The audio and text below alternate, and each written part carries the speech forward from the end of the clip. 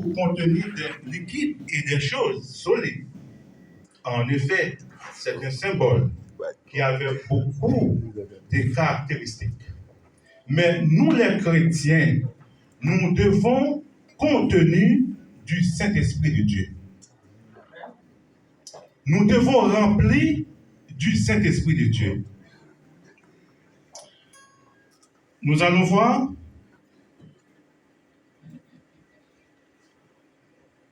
selon Jean. Oui, mes bien-aimés, les vases. Jésus-Christ, lorsqu'il était sur la terre, il a utilisé des vases. Lors, dans les noces de Cana, c'est là que Jésus-Christ a opéré son premier miracle.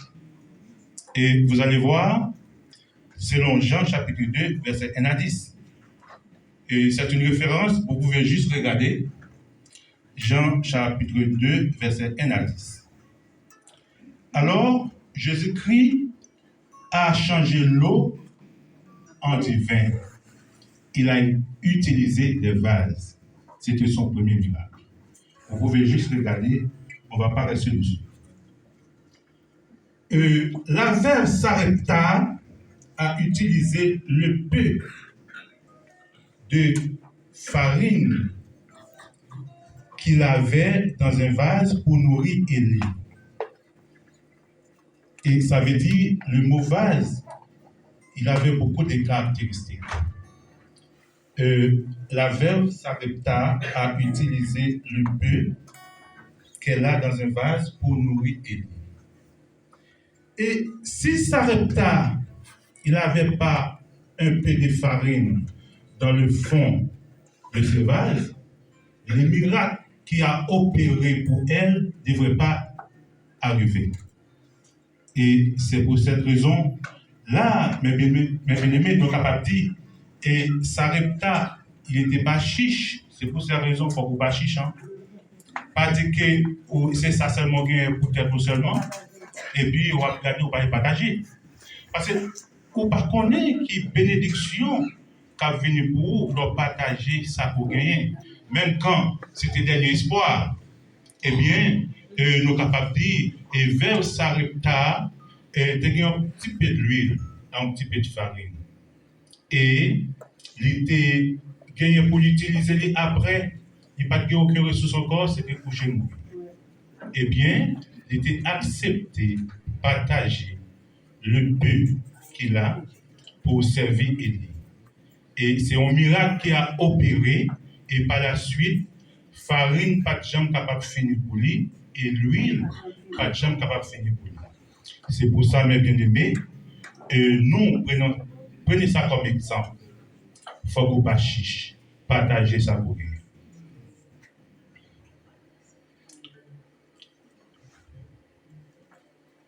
Oui. Je vous ai donné la référence. Oui. Oui. Jésus-Christ a utilisé des vases. Nous, les chrétiens, en parlant du Saint-Esprit, vous devez remplir des Saint-Esprit à la manière des 5 sages. Dans la Bible, il y a l'histoire des 5 sages et des 5 folles. Nous, les chrétiens, nous devons remplir du Saint-Esprit, selon Matthieu chapitre 25, verset 1 à 9. Oui. Le Saint-Esprit de Dieu doit être habité en nous. Parce que nous ne savons pas quand, à quelle heure, quel jour notre Sauveur va revenir. C'est pour cette raison, nous devons toujours marcher remplis du Saint-Esprit de Dieu. Être vase d'honneur, mes bien-aimés, ce n'est pas une mince affaire.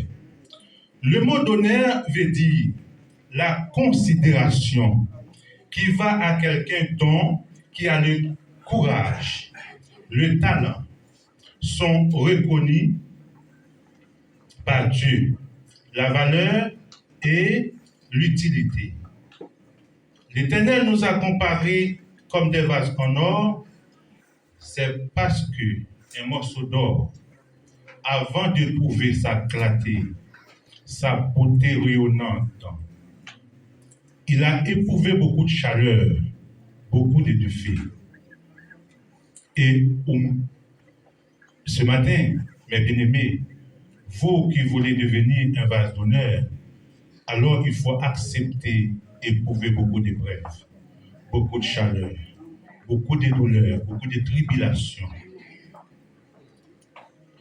Ils ont dit parler mal, ils ont dit médisant, ils ont dit tripotage, ils ont dit bagaille, ils ont dit qu'ils ont fait et sans preuve. Et puis, vous avez un gazérac, et puis c'est une qui a lutté pour devenir un vase en or. Hein? Et gazérac, qui peut aller? Quel que soit côté où aller, vous voulez aller, vous pouvez toujours trouver avec problème, avec difficulté, beaucoup d'angoisse, beaucoup d'humiliation. La seule chose, mes bien-aimés, c'est rester là pour lutter jusqu'à la fin. Et si vous voulez devenir un vase d'honneur.